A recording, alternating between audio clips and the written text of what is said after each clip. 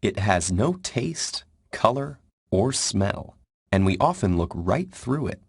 It covers over 70% of the Earth, cycling from the oceans and rivers to the clouds and back again. It even makes up about 60% of our bodies. With all this water around and inside us, it's easy to take its presence for granted. But in the rest of the solar system, liquid water is almost impossible to find.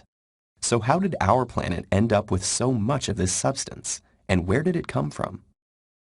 As you probably know, a water molecule consists of two basic parts. Hydrogen, the simplest of all elements, has been around since close to the beginning of our universe.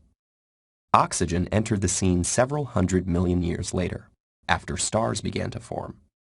The massive pressure at the center of these fiery infernos was so great that hydrogen atoms fused together to form helium.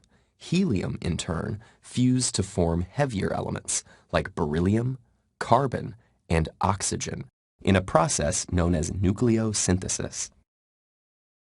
When stars eventually collapsed and exploded into supernovas, these new elements were spread across the universe and combined into new compounds, like the now familiar H2O.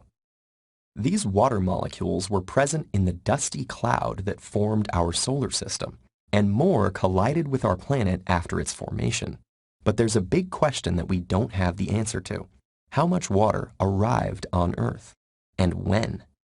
If, as one theory goes, relatively small amounts of water were present on Earth when the rock formed, the high temperatures and lack of any surrounding atmosphere would have caused it to evaporate back into space. Water would have been unable to remain on the planet until hundreds of millions of years later, when our first atmosphere formed through a process called outgassing. This occurred when molten rock in the Earth's core released volcanic gases to the surface, creating a layer that could then trap escaping water. So how then did water get back to the planet? Scientists have long suspected that much of it was brought by ice-bearing comets, or more likely, asteroids that bombarded the Earth over millions of years.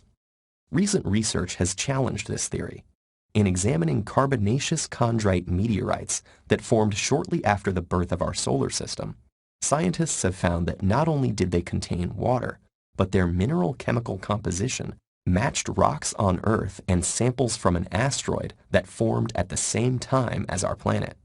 This suggests that the Earth may have accumulated a substantial amount of water early on that was able to stay put despite the lack of an atmosphere, though asteroids may have brought more over the eons.